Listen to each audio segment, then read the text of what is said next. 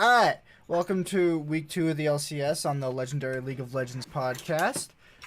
So, week 2's over. What'd you think of week 2? What did I think of week 2? A couple really big surprises in there. But overall, I think we did pretty well with our predictions last week. And I think that some of the games were of a pretty good quality. Some of them, maybe not so much, but what about you? I thought it was pretty good. I thought especially the analyst desk definitely stepped it up this week with some new segments and a lot of the new different things they're trying out this year. I'm actually desperately calling Jatt for assistance. I'm looking forward to next week when they do an update on that stock thing they did the first week. That's going to be exciting. Especially because the Golden Guardians are, I guess, tanking. But, Mark Z bought 4 stocks of Golden Guardians. Yeah, that's unfortunate for... He was talking about it on Hotline League last night. And he's like, yeah, I'm selling those. Those are going away. That's completely understandable considering, well, you know... Yeah, we'll talk about that one later when we get to that topic. I think the highlight of the week for me, game-wise, was I actually really liked watching Echo Fox play this week. I don't know, maybe it's just because I'm a huge Rush fan. But seeing Rush play is just always exciting for me. Rush was looking kind of shaky against Acadian from what I could tell. But yes, but the other game... I couldn't tell if Rush was like doing the right thing and the rest of his team was off or vice versa, but it just definitely seems like there's a disconnect between Rush and his team at the moment, and like they don't know where they want to go with each other. That's true. The 3-7-7 Lee Sin game was maybe not the highlight of Rush's LCS career. Come on, wait. At least he's going 1-1 every single week. That's true. No 2 weeks for him. I will say the Optic game was really fun to watch for me as a Rush fan. Even though I'm not especially fond of Echo Fox overall. Just, I don't know, watching that classic Kha'Zix Rengar matchup, watching the Rush versus Stardock, watching Fox kind of roll over Optic, but that was exciting. I mean, what was your favorite game or favorite games? Honestly, my favorite game was watching C9 get its ass clapped by CLG. I figured you were going to say that. I am so glad that the Triple Ocean Drake meme has now killed C9 and TSM. So welcome to the club, buddy. I'm so glad he got backdoored by a Riven 1 trick. That was really exciting for me to watch. Top laner's name is Broken Blade. That's all I'm going to say. I know it is, and you still won anyway. Okay, so... flaming each other aside. Do you want to get into this week's matches specifically? Sure. Where the fuck is our topics page? That's not the topics page. I have things in the wrong spots. You have Goodbye Jatt here, but I don't know how much we can say about that. We could talk about Jatt. I'm gonna miss Jatt. I'm gonna miss Jatt a lot. I'm gonna miss Jatt desperately. I know you and I have talked about this extensively over our friendship. Jatt, I think, is both of our favorite casters. Oh yeah, I was real sad when he actually stopped casting and got put on the analyst desk, but I still enjoyed him on the analyst desk. I just would have rather the Jatt Riv cast come back. Those are my favorite times. Oh. I'm a huge fan of the Jatt cast, huge fan of the Jatt analyst desk. It's going to be sad to see him go, but I hope he's happy in his new... do you know if he's going to still be on the podcast? No, he's not going to be on the podcast, and he's not going to do this or that either. That's so unfortunate, actually. Apparently, he'll probably come back on for guests, maybe once or twice a year. I don't know. That would be nice, but it is unfortunate to see both of our favorites go. So, new favorite, obviously, Captain Flowers. Captain Flowers, yes. 100%, completely different style, but such a loud personality. And oh my god. That man was casting bronze tier matches and then went to Worlds inside of a year. That's true. That's a crazy career move. This man. But yeah. Can't wait for to see Jatt's changes. He actually put a change in this patch. He did the Lissandra changes. Oh, did he? Yes. In 9.3? Yep. He added mana to the abilities. I think that's it. I think he just added mana to the abilities. Well, we'll see how it goes over. We'll see how quickly he gets flamed. Alright, so let's get into this week's match. Oh yeah, she just upped the mana cost. Yeah, that's it. Mind you, that's... Oh no, he nerfed the damage on the E. You nerfed the damage on the... Okay. So let's get. I mean, very slightly. Just kidding. That's pretty big. Can we get to the next topic? Yeah, sorry. Specific. So sorry. First game was Echo Fox versus TSM on Saturday. That was a pretty solid game from TSM, I would say. I think they kind of controlled that game pretty well and took advantage of the Echo Fox disconnect with their jungler and the rest of their team. 100%. Broken Blade looked a little off that game. He ended 3-6-6, and just behind Solo and Farm, or about even. But I mean, Sven that game 7-0-8 on the Ezreal just looked absolutely incredible. It took TSM until they decided to stop having Broken Blade play like a boosted monkey to then actually win the game, because the first half of their game was trying to play around Broken Blade, and Broken Blade just taking kills. Oh, I apologize. He ended 4-6-9. Excuse me, but and Sven ended 9-0-10. So Lissandra, Bjergsen's Lissandra ending 7-4-7 that game. Absolutely incredible game. 4 Drakes to 1. Really out-pressured them on the map that game. And once they stopped playing through Broken Blade and started playing through Sven and Bjergsen, that game just opened up for him, dude. Mm-hmm. Sven seemed to like really turn on that game about halfway through it. What was he building that game on Ezreal? Because there's been a lot of Ezreal build paths. Here's what it is. It's Sork Shoes, Gunblade. This is not the order, but his final items are Gunblade, Seraphs, Frozen Fist, Muramana, Sork Shoes, GA. I'm pretty sure he went Mana and Muramana. I forget which one's which. Then to Fist. Then he got a tier. Then he probably finished GA into. No, he went first tier item Fist, second tier item. Oh, he went tier item before GA. Yeah, he went tier item Fist, tier item, and then Ezreal's had a lot of interesting. And then he went Gunblade. Mostly because Ezreal has a lot of options that he can go. Like he could have got a Void Staff instead of the GA if he really wanted to. His GA was his last item. He went Gunblade before GA. I guess he wasn't scared of dying. I mean, it panned out for him. It panned out a little bit, yeah. It doesn't seem to be punished for that one, having no deaths in that first game. What's the next game? Next game was C9 versus Golden Guardians. GGS. Bit of a little stomp there, I'm pretty sure. It didn't look great for GGS. I think this might be the only game this week where the losing team had more dragons. Cloud9's not putting a lot of priority on dragons for some reason. They have not been, which is surprising, but also didn't need to in this game. 506 on Niski on that Zoe, absolutely shutting down Contract's Lee Sin. 0, 1, and 2 Deathly. 0-3 total in the bot lane. 0-3 Haunts are on top. No one really coming through for Golden Guardians here, and with the mid and top just absolutely pressuring them out this game. I mean, people are really focusing on the Victor top pick. I think, do they pick it again the next day? I don't know. Let me look that up real quick. But Victor top has not been doing well. No, Haunter picks, in day 2, Haunter picks Urgot. Cloud9 picked Victor top into Cloud9 picked Victor top, and 100 Thieves, which we will get to, picked Victor bottom. We will talk about that in a little bit. But yeah, Victor seems to be getting a lot more priority than he really should be. I know I play a lot of Victor on my stream in ranked, but I pick him because he's safe. I don't pick him because I think he's broken. Yeah. He just seems like a fallback pick everyone keeps picking towards.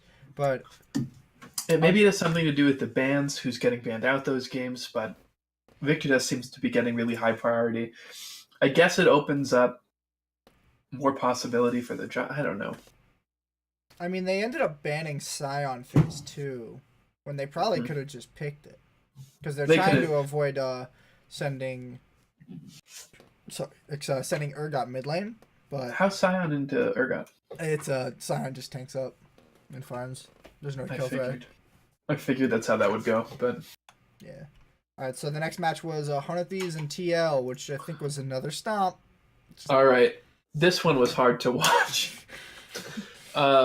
Yeah. Game started, of course, with a beautiful trailer of trash talk between Bang and Double Lift. Oh yeah, this is kind of the matchup of the week. Yep, we're gonna get. It was.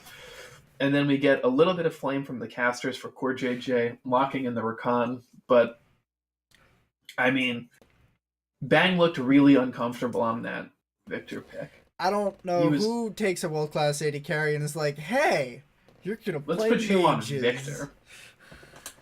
This was, for me... do you want to just dive into the DL Bang thing here? Yeah, let's do that. Okay. So... I mean, obviously, Double Lift looked way better this game, and in fact, looked way better this week. Double Lift, like I told you earlier, before we started, ended both games this week up 100, a little bit over 100 farm on the enemy AD carry. This game, we get a 1-3-4 Victor to a 2-0-7 Xayah. We have a Xayah who's... What? 4-0-7. 4-0-7. My apologies. 4-0-7 Xayah. This was Bang's worst performance by a good margin, and the only game I've seen with 100 Thieves where Bang wasn't able to remain consistent and at least relatively even despite his team collapsing around him. Yeah, Bang's looking a little bit shaky on mages. I don't know. We'll see how he does on It's all. I mean, it's the one mage. Keep up with it's the one mage pick. It's not mages. It's mage. The real problem is that Ezreal was up when they had this. They could have just picked Ezreal. I know they could have done it. What was stopping them? I have absolutely no idea. Maybe they were worried about not enough AP ratios. I think they were trying too hard to get the Yorick out when they didn't really need to. Yeah, the Yorick that ended up 1-3-3, and like sure he's up farm, but how much did he really do for the team? I mean, I know Victor is really really stable into Sion, so it's not a bad pick. You can just play it and farm up. Yorick? No, not Yorick. Victor. Victor. Yeah, I mean, it would have made sense. It's hard. Like you have to get through him. It would have made sense to put Victor top, take the Ezreal bottom, take something else bottom. Maybe they were thrown off. I actually don't know the pick order. Did they pick Victor first? Victor was their second rotation on blue side. So I meant before Xayah. Before Xayah? No, Xayah was picked in the bottom. Yeah, so, I mean, they show Urgot. Okay, so they think that that's probably a Victor top. So they just slam in Xayah Rakan. Or Rakan first, then Xayah, but... Well, no, they picked that in the bottom rotation. They're trying to bait them into countering with Xayah or something. Oh, no, I know, but... They had already picked... I was just... Okay, that's surprising then. I mean, Ezreal seems like a much safer pick there. Ezreal's a much better pick. And if you're not going to steal Xayah... Especially because of Bang's past performance on Ezreal, like, last week. Yeah. Look at Sven. Look what Sven does on Ezreal. Yeah. Look at what everyone else does on Ezreal. Look at what AD carries do on Marksman. Like, you give him fucking Victor? Like, what are you going to do here? And he just looked sloppy, right? Like, his lane positioning was off. It looked like he was in his own head, and it affected the rest of his game. He got caught by those roots in lane that he shouldn't have been caught by. He overextended a few times in pursuit of extra damage during fights. It just seemed like he was really, really uncomfortable on the champion. He wasn't sure what he was doing. I hope, for 100 Thieves' sake, that in the future they put him back on the Ezreals, on the Kai'Sas. I mean... I know it's against Golden Guardians, their other game this week, but they put him on Ezreal, and he does immediately much better. And of course, it's, arguably worst team in the league versus arguably best team in the league, but, I mean, still. I don't know, it baffles me. Now, one thing I will note about this match is that Core JJ had a really good way to make up for the nerf to Rakan, where they made it so his W's has a slower go-in. He was flashing with his ultimate on top of people just to get the taunt on. And it's just like, you guys can take off the speed all you want. Flash is still flash. I'm still just going to press F and be over there. Yeah, that makes it... yeah. That's a good workaround. He fixed that real quick. That nerf just went right out the window. Nobody gave a shit. It surely did. Alright, what's the next match? Next match is FlyQuest CLG. Did CLG go 2-0 this week? They did. They went from 0-2 to 2-2. Wow. They played really well. That game ended with only one kill for FlyQuest. Wiggly dying at once. Hang on, this was 10 kills in a 50-minute game. Dear Lord, Yes. this was so slow. This was slow. This was also the second game this week where the losing team had more tricks. Fucking JJ bought 6 tiers on bro. He bought 16. It just at the end. And they're boy. Can you get fined for that? No, you can't get fined for that. It didn't fucking matter. Oh, I wait, mean, hang on. Wait a minute. FlyQuest had wait, is this notated wrong? Yeah, this is notated wrong. Okay. On the match page, it says that they had 3 Ocean Drakes, but they did not. They had 2 Ocean Drakes and an air. For Fly, yeah, and two Cloud Drakes for CLG in that one. God damn it! I was gonna be real unhappy if CLG had just beaten triple Ocean Drakes. Yeah, well, you know. But it was a strong performance. Power of Evil looked really good on that Orianna. He always looked good on Orianna for he always has 100%. Stixay, of course, playing Ezreal decently, 206, and Arshawn 107 on the Scion, coming in pretty strong. Did he get the pentakill on Lichbane Orianna or Nashor's Orianna? I don't know. Let me not have the audio playing. I think so. I think he got a pentakill on Orianna. Mm-hmm. With Nashor's Tooth and the jungle item that was basically Lichbane at the time. Yeah. Oi. Fucking oi, man. This man and Orianna. Yeah, it's a staple. I will say this game, Viper looked a lot weaker than he has in the past, ending the game 0-4-0. Yeah, he's up farm, almost 100. I don't think Aatrox does well into Scion. I think Scion... No, I don't either. Especially in pro play, Scion just acts as a farm sponge topside and just gets as much health as he can. 100%. Viper just wasn't able to put down the pressure he was able to in the other Aatrox game he played this week, and it showed, right? Like, it looks like when FlyQuest is winning, obviously they're winning through Turtle, who's been playing really well. Pobalt has been playing well, but on the games where Viper's doing poorly, they seem to do poorly too. Probably a correlation there because the team's doing poorly. Of course, you're going to do poorly on Aatrox, right? But I don't know. Like, I'm sort of still 50-50 on Viper, on whether or not he's really that great because he seems so volatile. I mean, that's normally how it goes with these kinds of, I would say these kinds of, like, just rookies in general. Like, they're not really solid enough. Even Biofrost was kind of shaky when he started on TSM, but he definitely picked up really quickly by comparison to most rookies. Maybe because he was surrounded by so many veterans that he kind of got a lot more settled a lot more quickly, but who knows. All right, so next match was Clutch versus Optic. Optic wins this one pretty convincingly. Dardoch showing up on his classic Lee Sin. Dokla coming in, another really good Scion game from Dokla, another good game from Dokla. Crown, not the best this game, but he had an equalizer, man, that really... he had some really good Rumble plays. And I'm still not a fan of Rumble, man. I just think it's useless. No, me neither. Like, me neither, but Crown's okay. Accomplish? Crown was okay on it. Like, but I think they really won this game to the top side. Man, they really... Oh, wait a minute. Oh, yeah, I don't like... That was this game. I don't like Jace into Scion, like, at all. Yeah. I don't know what you're doing picking Jace here. Jace makes no sense with this comp. The comp, like, it's supposed to be a poke comp, but the other team has Scion and Rumble. Like, what? Yeah, that seems like it would become difficult to really do your job at that point, you know? Like, what? How are you gonna poke with Jason Ezreal into that team comp? It makes no sense. You kind of don't. And then Jace didn't catch up top lane at all. He just sort of keeled over. How much farm did he end up getting? Yeah, it ended 262 on Jace, 248 on Dokla. I don't know. So, pro farming, no, it just makes no goddamn sense to me how they get that high of a number. They have so many different bouncing strategies for farm that it's hard to even comprehend unless you're playing it. Yeah. All right. So I don't know this game. What? Did you want to keep going? No, I was just gonna say this game was kind of. I mean, it just seemed pretty cut and dry from the beginning. I hope they don't pick Rumble mid again for Crown. That just seems like a waste of Crown.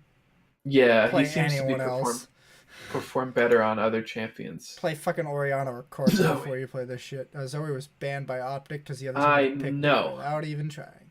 I know, but still. There are better champions if Zoe's banned than Rumble mid, and you know that. You know that, and you can't tell me you don't. I think the best thing to do here would probably have been to put Jace mid. If you put Jace mid, they probably have a much better chance. Because I know Akali does super well into Sion, because Akali can just farm till 6 and then get kills anywhere else. That's fair. I don't know. It seems like a rough draft on their part. But I think, I mean, when I hear Huni, I kind of expect the weird picks that maybe don't always pan out, you know? Alright, next one I'm pretty sure is GGS versus 100 Thieves. 100 Thieves, 100% correct. This was the battle for 10th place. Battle for 9th place, but if we want to be kind, but... No, this is the battle for 10th place, everybody. Okay, so we're going to be mean. Got it. So, as you can see, we put Bang on an 80 carry this game, and holy shit, 618. Wow. 618. Better, by the way. Much better than... Turns out, Bang's a better 80 carry than Deathly. I didn't know that. And a better 80 carry than a mage player. You just keep blowing my mind with these profound, these utterly incomprehensible statements that no one could have predicted. Yeah, turns out Deathly not as good as Bang. Nope. Huhi, he picked a champion that he knows how to play. Yeah, and he didn't grief this game. He didn't. He knows how to play 2 champions, and their names are Rise and Asol, and that's it. That's who he picked. He can play Lissandra sometimes. Sometimes, but anyone can play Lissandra if you give him the lane to farm. That's it. You're not wrong. You press Froggen may be pushing your estimation there. You're right. Froggen might be pushing my. Yep, you're not wrong. Froggen kind of. Oh. It kind of hurts to see. Look. Do we want to talk about Froggen here? Because Froggen has been like. I want to talk about a couple things here right now. All right, so let's start off with Froggen specifically. What the fuck is Froggen doing in the LCS in this condition right now? I don't know. I mean, maybe it's a matter of... I mean, like, their academy players, Yusui. I mean, I don't know if he's better or worse, but, like... Me either, and that's the problem. Oh, favorite champions. Here we go. Ready for this? Riven, Yasuo, Nidalee. So... He's a top laner! But he's... Yeah, I guess. But he's on mid, so... I guess they don't have a lot of options, but I don't know. I thought this team was going to be a playoff contender. Me too. I mean, it kind of hurts me to see. It kind of hurts me to see Haunter, Contracts, Frog, and even Ole, like these players who were really, really good on their old teams, just not showing up like at all. I think the problem is a lot of these players are all players who were going on a downward trend at the end of last year. Contracts really wasn't showing up. He was probably one of the few bright spots about Golden Guardians, but that's about it. This is a team that finished 10th place twice. A bright spot on that is not much. Haunter wasn't performing up to his 2017, 2016 self, and definitely was probably one of the other best part of GGS. That's why they're both here. But Ole was not looking too hot. He was having troubles in international play. He looked okay at regional play, but. And I mean, Froggen is Froggen. Like, he's historically very good, but his last few stints in the LCS have not been. He hasn't been able to, like, mechanically keep up with anybody. And if he can't bring that to the table, I don't care how much of a veteran he is, he's going to go 1-4-9 in all your games, and it's going to keep happening. Yeah. He had 100% kill participation. I will give him that. He did do that. He did do that very thing. He did also still lose in CS and lose his lane, but to Huhi. Yeah, Huhi. Who is famous probably for his strong lane. The second worst mid laner in this league right now. Frogger's the only thing keeping him out of last place, I bet you. I mean, yeah. Because Hoovie's like looking like a hot mess right now. Neither of these two teams seem like they're in a very good spot, and I think they're both lucky they had to play each other to end up going 1-3 for 100 Thieves. 1-3, 0-4 for GGS, which we can talk about that now or get back to that later. We'll get back to that specifically later. Okay. So, next up we got Fox versus Optic. Now this game, my sweet boy Rush coming in. So fresh, so clean. Another game where Rush prioritizes the really, really early Drake, right? I think they get first Drake in this game at a 5:36 minutes. I'm checking now, but yeah, Rush was literally 5:44 Mountain Drake, first Drake of the game, dead.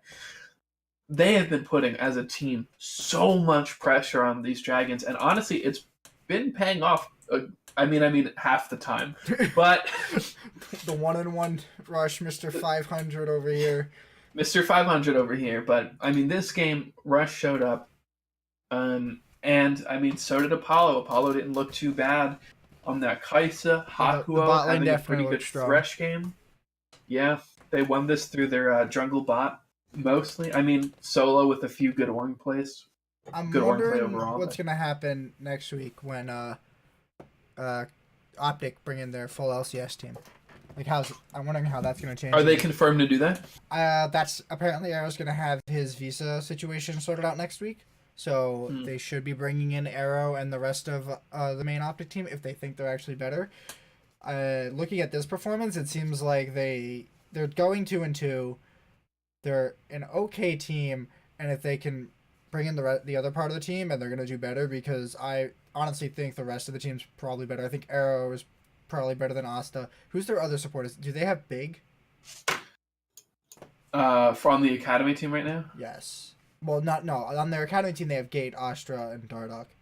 But I think they have Big and Arrow as their support. Optic Gaming, they have... Gate is listed on both Optic Academy and Optic. Because they've been playing interchangeably. But no other support is listed. I mean, Zabutine, is he the support? I guess Gate might. No, that's the coach, right? No, Zabutine is the coach, yes. I don't know. Either way, they're probably going to bring in their LCS roster. I mean, because like other roles, like Arrow and Asta are on Academy. Literally, in the support role on both teams, there's only one, and it's a Gate. Oh, Gate might just be playing both. I don't know. Don't they need 10 people? Yes, but that doesn't mean they're playing him yet. It's been 2 weeks, dude. That's fair. Wait, what team are we talking? Big's on Optic. He's the main support. Okay. Big's on Optic. I don't know. I don't think it's going to change much. I don't think it's going to matter. For support specifically. But Arrow is probably better than Astra. Astra. How the fuck? Is that how you pronounce that? Asta. Asta? Why? Why is there an R in there? Oh, wait. There's a different player. What shit? Fuck. Wait, there's no R in. ASTRA. Either way, bringing in their main roster might do better. Alright, next game is TL versus Clutch Gaming. There's no R in his name. What? That's the one I'm looking at. Wait, hold on. We have to get to the bottom of this. Are you kidding me? We're gonna solve this goddamn mystery right now. No, we won't. Okay, but there's no R on his name. It's misspelled on that page. I found it. Alright, next we have Team Liquid CG. Oh my goodness. This was something. Double lift. It was only 37 minutes. A 37-minute game. I mean, double lift, like I said earlier. Up 100 farm on the enemy AD carry. No small feat. I mean, yeah, you're Sivir. Hooney is looking like Summer Hooney real good right now, let me tell you. Oof. I feel like that's not a compliment. It's not. It's really not. Summer Hooney is not a good Hooney. I'm not super stoked on the 06 bot lane for Clutch either. That seemed to not do them any favors. I don't really see why they ran Caitlyn Lulu. Caitlyn Lulu in the Sivir Braum? They first rotation Caitlyn. Like, They and why? Focus Caitlyn. For what reason? She's not even that great right now. Like, she's fine. They both pick crit 80 carries in a world where they only banned Lucian. Yeah, Kai'Sa, Ezreal. These are options. CG did then try to focus ban Double Lift. I guess they're trying to put him on Ezreal, but they're just like, well, I can just play Sivir because Sivir can just wave. Because Sivir's also like a decent champion right now, like, and like really good into Caitlyn in lane. Well, yeah. I don't know. I have no idea what that draft was for Clutch Gaming. It just Demonte though still looking solid. Yeah, I mean yes. Demonte did not disappoint me. And I told you last week I wanted to be keeping an eye on him because last week he did not die. This week he did die. However, I mean he's looking good. Like even as his team loses, when his team wins, he obviously does great. When his team's losing, he's still doing well. All right, so do we want to hit that Demonte topic I brought up? Sure. I mean, I was honestly like, what sold Demonte to me. So the topic, I'll introduce this one is Demonte really this good or is he overperforming? I think it's a little hard to say because we're only 2 weeks in, but also 4 consecutive games of strong performance doesn't feel like a fluke at that point, right? Yeah. Especially because he pretty much goes even against Jensen, who's, I think, pretty much first or second best mid laner in NA right now. Mm-hmm. Demonte, like, he really has been surprising me. He looked kind of like an okay, a serviceable mid, at least better than the bottom few mid laners that were in the league back when he first started subbing in on Echo Fox. Yeah. But he's really looked like he's got a lot more control in the lane now. He's looked like he's got a lot more confidence and like he's willing to be the carry, whereas before he was kind of too afraid to like be the person driving the game. Yeah.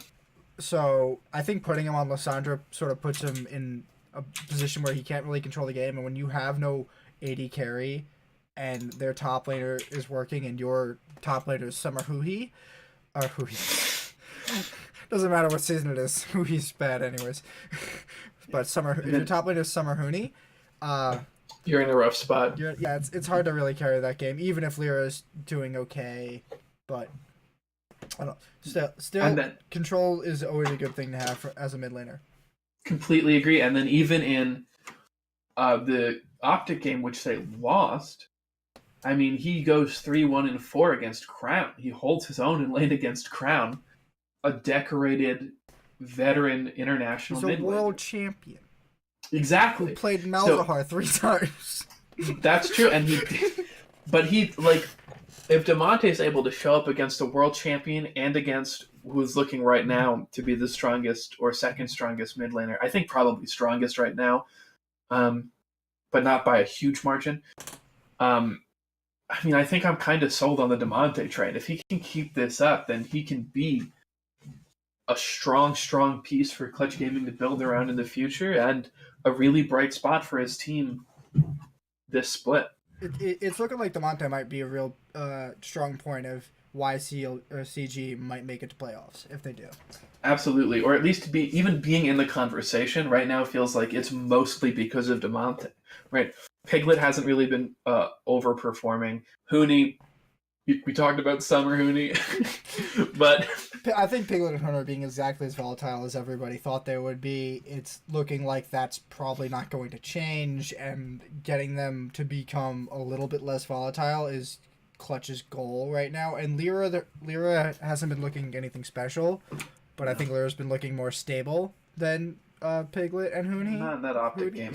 I'm going to keep saying Huhi or Huni. Can these people go back to different regions so I can stop having this conundrum? Stop that, bounce. But it's like, man, I mean, maybe you put Cody's son in over Piglet, but... do they have Cody's son? Yep, Academy. I'm Cody's son was looking good last year. Then he was. I don't even know. Decided to say, fuck you. I've never fucking heard of this jungler. Who? What? Major Danger? Mager Danger? He's probably from Scouting Grounds. I guess so. Yeah, okay, 100%. So we want to go to the next game? I don't want to go to the next game. I have a little bit more to say about Demonte if you want me to. So. Do you want to finish your spiel about Demonte, then we'll go to the next game. I was just gonna say that he really. It's not that he just shines when his team is winning. He really shines when his team is winning, and he shines when his team is losing. Literally the only reason they beat TSM. Oh, 100%. He's never really that far behind in CS, no matter what the game state is for his team. When he's on the assassin, he has kills, he has assists, and he's pressuring the map extraordinarily well. I won't save you from your suffering any longer. It's time to face your demons. TSM versus FlyQuest. Yay, Wild Turtle! My favorite game this week because it hurt you the most. I don't want to talk about it. Well, that's unfortunate. This podcast was your idea, so... I forget all of my choices. So, I mean, yeah, Wild Turtle and Pobelter this game, oh my god. Those two looked incredible. Pobelter, 607 on the Zoe, 727 on the Kaisa for Turtle. Absolutely incredible. 317 on Viper, 1211 on Santorin. Obviously not going to discount those guys, but... oh boy, did the mid and bot of this team play super well this game. 074 Smoothie, 353 Sven. It looks like when TSM's bot lane gets shut down, they have a little bit more trouble winning because Bjergsen played well. Acadian didn't even play that bad, yet they still lost pretty badly. I don't like Camille Jungle. I've never liked Camille Jungle, and they nerfed it this patch by removing the stun on minions with their E, but the patch is coming in tomorrow, Wednesday. But I won't go into effect in 9.3 you mean? Yeah, 9.3. It won't go into effect until next week. A little while. Or 2 weeks from now. So we'll have to wait to see that effect. But I never thought it was all that strong. People like the early gank potential, but I feel like if your champion has extremely powerful early gank potential, you're either going to use it and it's going to be predictable, or you're going to not use it and you're going to lose all that potential. And I get it's LCS, yeah. I get it. They can kind of force that a little bit more, but like I said, if you know it's coming, you can just not get ganked sometimes.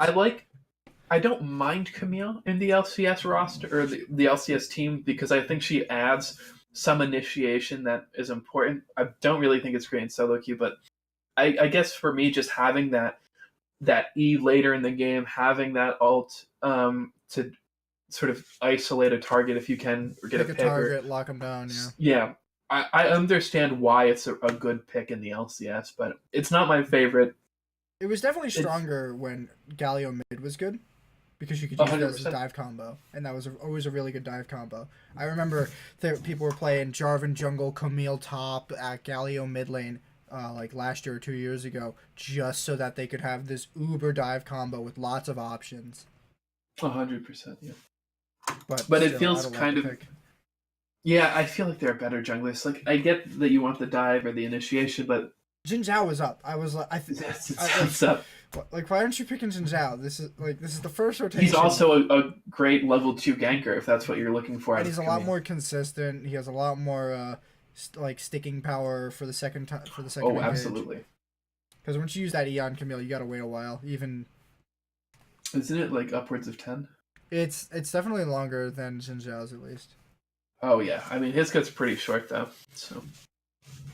But I think TSM just kind of fell apart this game, and then they get fucking backdoored for no reason against FlyQuest. Tell me what you think of that ending. I'm so done with FlyQuest backdooring people. And I love that shit. I'm really done with it happening to TSM versus FlyQuest. I fucking love that shit, dude. I fucking love it. Nothing feels worse than getting backdoored, let me tell you. Oh, I believe you. Chronic condition last year. I like glanced away and the game fucking ended, and I see fucking Viper on the Nexus, and I'm like, why? Why did I come back to this? Yeah.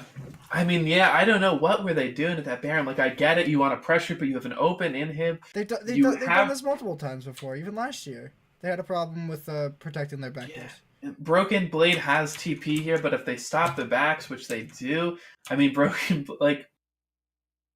it just seems like they were not paying attention, or they were not as focused as they needed to be in that ending. I hope this is the only time that it takes to teach them this lesson, because last time it took multiple times, and I still. I mean, don't if they think it still was haven't learned the lesson, a split or so they later. changed 4 members, dude, or 3 members. Fair enough.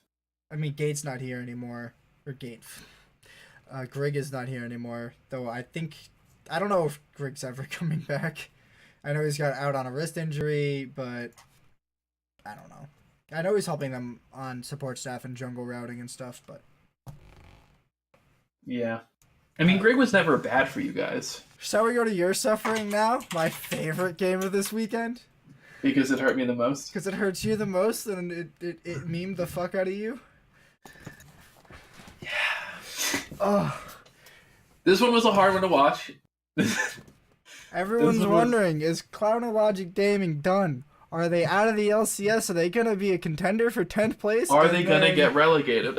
Oh, there's no relegations anymore. You can't. Well, is Riot going to bring back relegation? Are they going to save for free LG? Nope. Are they going to save Golden Guardians from getting kicked from the league? Absolutely.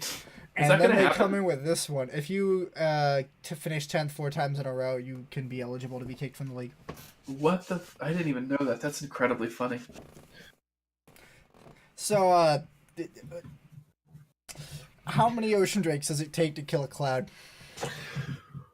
3. 3. 3 Ocean Drakes. Now, I have some stats for this game. Oh, boy. First Drake, 6 minutes, 6 seconds. I think the tide really starts to turn for CLG at the Red Jungle team fight. Do you remember this? Need I refresh you? Probably. I think I was CLG's red side, so top side jungle. 8 minutes into the game, there's a big old-fashioned fight. At this point in the game, CLG's up in Ocean Drake, C9's up 1-0. At the end of this fight, C9 gets 0 kills, CLG gets 4. The second Ocean Drake comes for CLG at 11:30. Traded for what? Nothing but a little bit of tower damage with Rift Herald. Darshan Scion denies the tower kill, keeps them off, it pushes the wave back.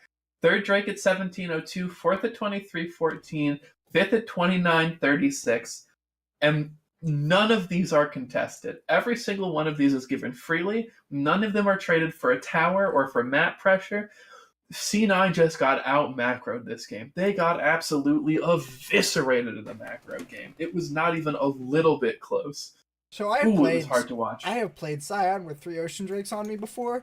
It's disgusting. I feel invincible. I can walk back and forth up a lane and not care. They have a Zillion. They have the Ezreal. They have a Tom Kench with 3 Ocean Drakes, dog. Yeah, Scion ended this game with just 3.5 items. Everyone, what the hell? How do you win this game that fast? Because Ocean Drakes are stupid and CLG loves them, I understand. Ocean Drakes are stupid, plus 3 Mountain Drakes, which makes sieging even fucking easier. Oh. They get the Baron, so you've got Baron empowered minions, and you're sieging with 3 Mountain Drakes, plus 3 Ocean Drakes if you need to pull off. Then the last sequence of this game is so sloppy. The way they get Baron is sloppy from C9, mispositioning. Svenskeren dies first, more mispositioning. Licorice goes down, Sneaky completely separated from Niski, and Zeyzal gets picked off. They get the free Baron. The end of the game, when CLG's sieging, I think it's... who dies first? I know Sneaky gets caught by Zillion at some point. Niski dies first, then Sneaky gets double bombed on Kai'Sa by Zillion, and they just, in a 3v... they trade Wiggly in there. But yeah, that Wiggly dove to get the kills. Wiggly dies to get the base, but after that, it's just... there's no way they're coming back from it, and they lose. Only 4K in the hole, but still, oh my god, it's like there was no macro pressure from C9 at all. Again, they had 2 towers! In a 37-minute game, they get 2 towers and no the other team got 6 Drakes. 6 Drakes and a Baron. How do you 7 neutral objectives, 8 towers to 2. Oh my goodness. Well, I know how you get up for this. You pick Victor top lane to Scion. That was not smart. They have no pressure. I know I said that it works and you can play that, but you do that because you're holding steady and you're keeping even and farming up with Klepto. But when you let them scale and just keep getting Drakes, what the fuck are you doing? You're not picking pressure anywhere.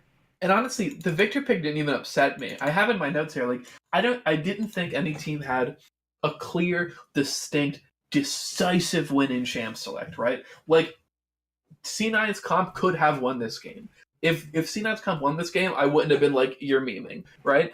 It was a fine comp. But Svenskeren was never pressuring the Dragons. During the one Baron pressure, he goes in first. His team's too far back in the river. He gets picked off. They have no real potential to steal Baron or contest the Baron at all. Absolutely just really sloppy macro from C9, which hurts me to say as a huge C9 fan since they came to the league. But I hope they turn that around, and I'm not really sure what's causing it, but there was just nothing. They seem to have the another issue that people have while playing Victor is that they don't really know what they want to build. Because this Victor went for Lich Bane, Void Staff, and they're going for that AP penetration build instead of getting the Frozen Fist to be more like tankier, have better shields, have a little bit more movement around their enemies. And like that's why you're picking Victor top. You're picking him for the control. You're not picking Victor top lane to do more damage and have an AP threat. He's there to control the lane. He's there to control the carries. He's not there to like dominate. Especially when you're behind, that pen build seems so much riskier. I mean, he needs the pen to get into Scion, but like I don't. Is that even his job though?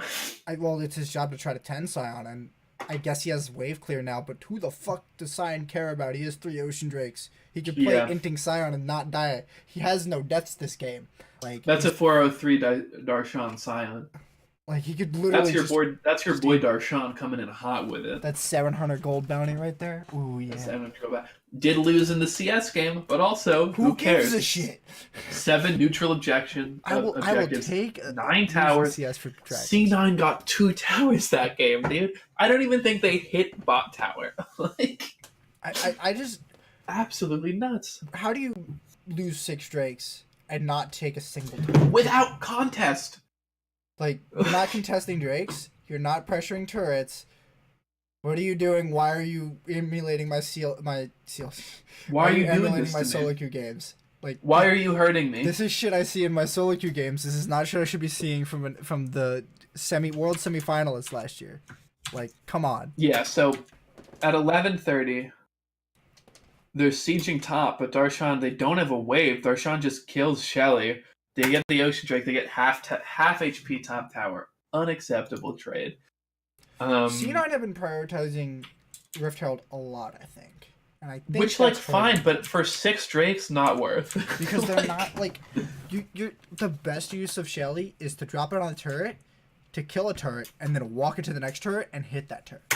And you do that for the tier 1 and tier 2. Dog, this would tilt me so hard in a solo queue game. Oh, I was tilted watching this. For the third, no, let me tell you what is ridiculous. Third Drake, 1702, no contest. Let's look at the fucking map position. Svenskeren, CLG's Krogs, Niski, C9's Krogs, Licorice dead, Sneaky and Zazel mid lane. I don't even think they have, like, I think they have vision near the pit. I don't know if they have vision of the pit. They're literally taking Krug camps for their third Drake. Oh, this is boy, giving that's me a hope tilter. for TSM. Do TSM play them next week? We haven't gotten to... That's not what I wanted to show. We haven't gotten to next week's matchups yet. No, we'll have to speed through. Well, I'll finish my point here. Oh, wait, but TSM does play C9 next week. I know, it's going to be a great shit talk time in Discord. Another, by the way, 4th Drake, still no contests. That's really the point. This time they're all topside. It doesn't really matter. They have no idea. They have no priority of Drake, and Drakes have been so important this season, and I don't priority understand. of Drake. And I get not prioritizing the first Drake that heavily, even though it's better, but they don't prioritize any Drake this game, and it loses them the game. But we have one more topic. Like, Ocean is not a Drake to laugh at. Everyone's like, no, neither is Mountain. 3 Ocean, 3 Mountain is insane. People are like, Fire Drakes, Yellow Drakes, we're fighting for. You're fucking high. You're trolling. That is such a slow Drake. I do think we should move on because we have 2 more topics, which are all of the games next week and Golden Guardians. Okay. Did we do over worst team in the LCS yet? We haven't, which is why let's do Golden Guardians and the worst team in the LCS together because that's the same fucking topic. No, that's the same topic as far as I'm going to do. So, GGS 04 start. Here's exactly what I wrote. Very sad. Very unexpected. It seems like they're basically out of playoffs at this point. And they're close to it. If they go to again, they're basically screwed. But like, yeah, the reason why the reason why you say that like this team is probably not making playoffs is because 2 teams in the history of LCS have made that, and I'm pretty sure both of those teams that made it was back when it was 8 teams total. And yeah, I think you're right on that.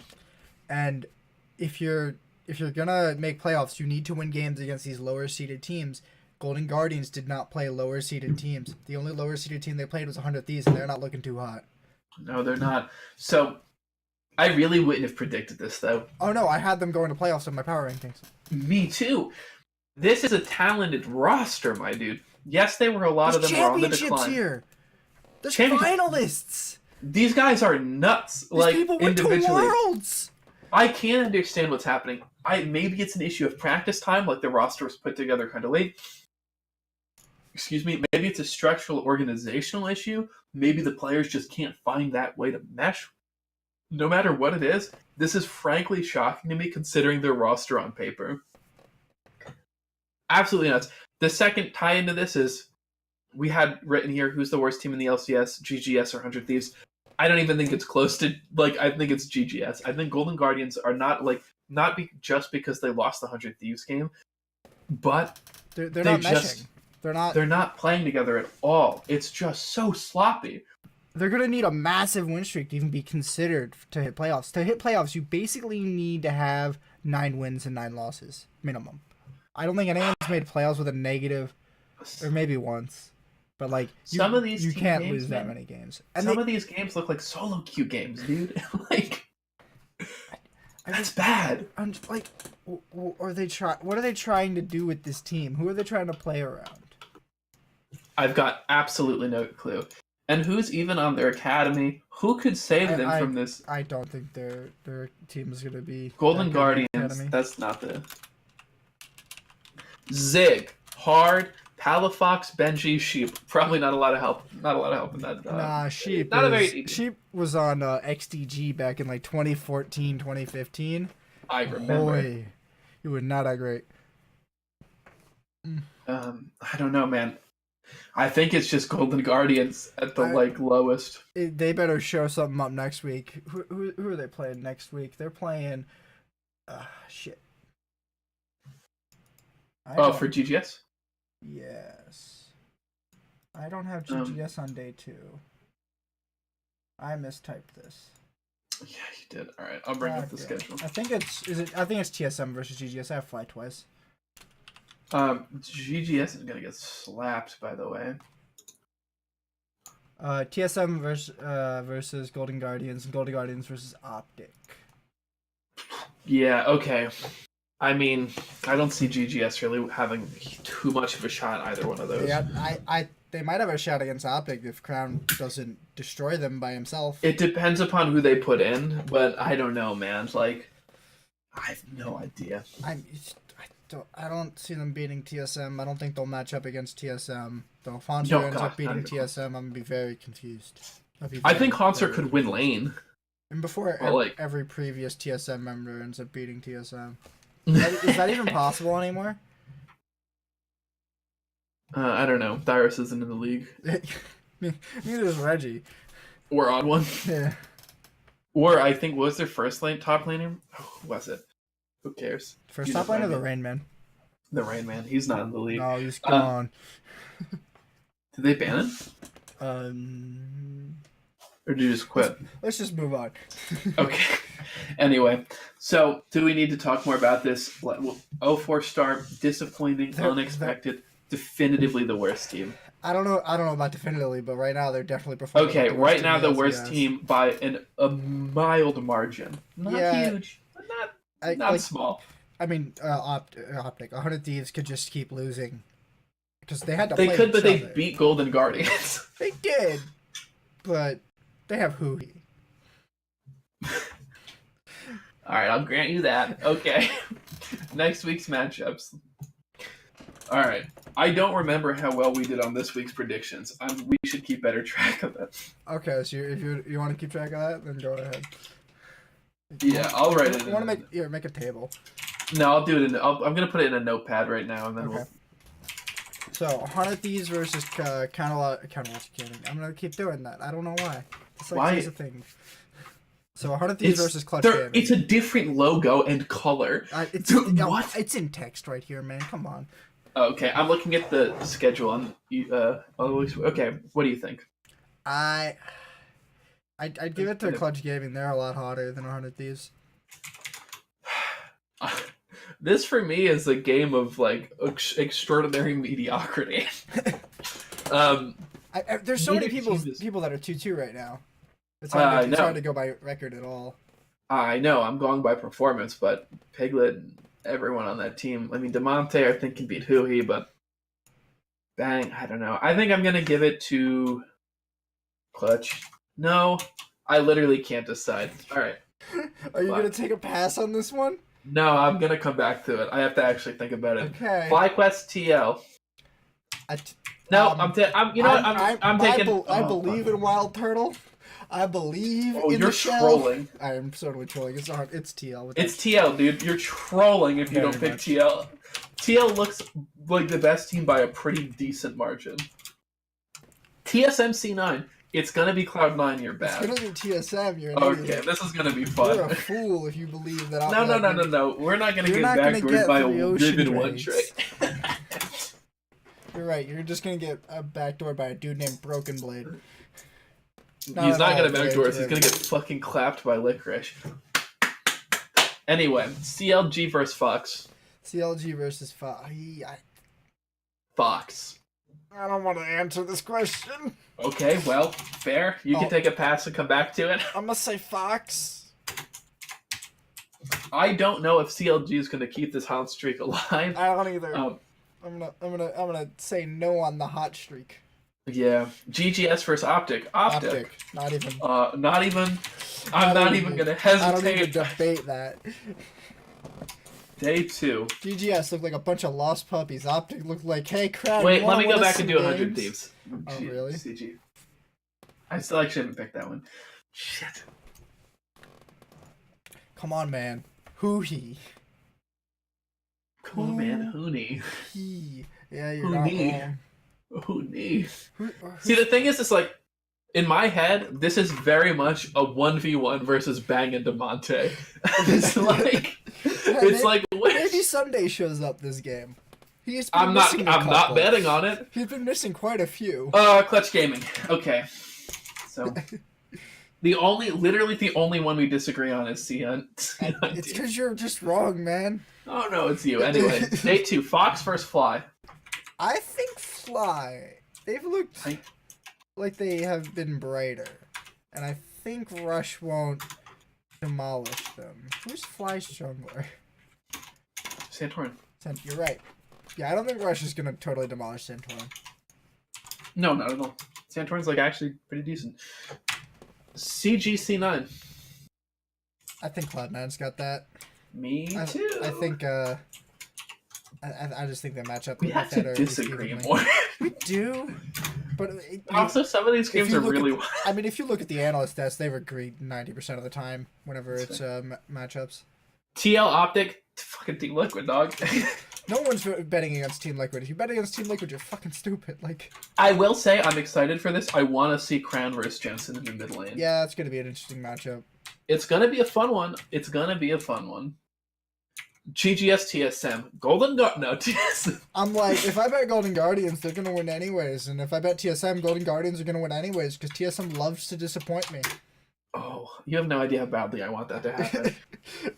Yeah, no, TSM's going to win this one. Yeah, TSM should win that. I really have almost no faith in Golden Guardians right now. I can't put much faith in an 0-4 team against anybody. No, not at all.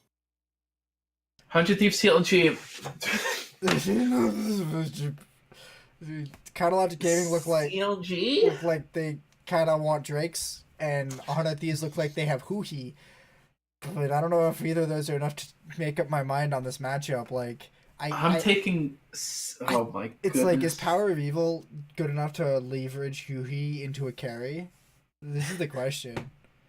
See, the reason I'm leaning CLG is because the only consistent show up, and consistent here means 3/4 of games, is Bang.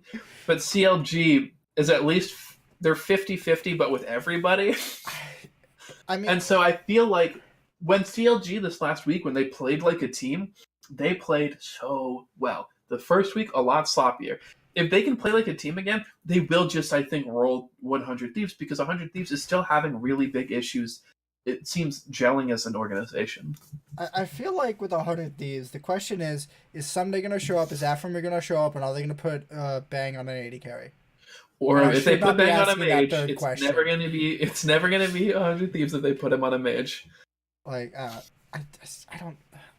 this is such a hard one to call. I guarantee this one's going to be split on the analyst desk too. But, this hurts me so much because 100 Thieves was one of my favorites coming into this. They looked interesting, but then they're just like, we're going to be really awful. Okay, so who do you have? I guess CLG. I hate Huhi. Me too. I thought CLG, it was an upgrade over Ryu, and now I'm just like, apparently Ryu was more stable than Huhi. We've agreed on we are currently in agreement on 100% of games except C9 TSM. I mean, unsurprising, but I think there was one choice difference on the analyst desk. So what do you want? Oh, nothing.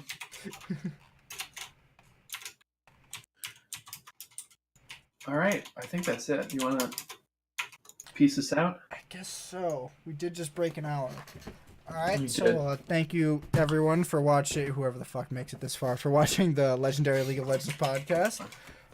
Don't shit on our own show. I will shit on this show all day. Don't shit on our show. I am producing this show. I will shit on it.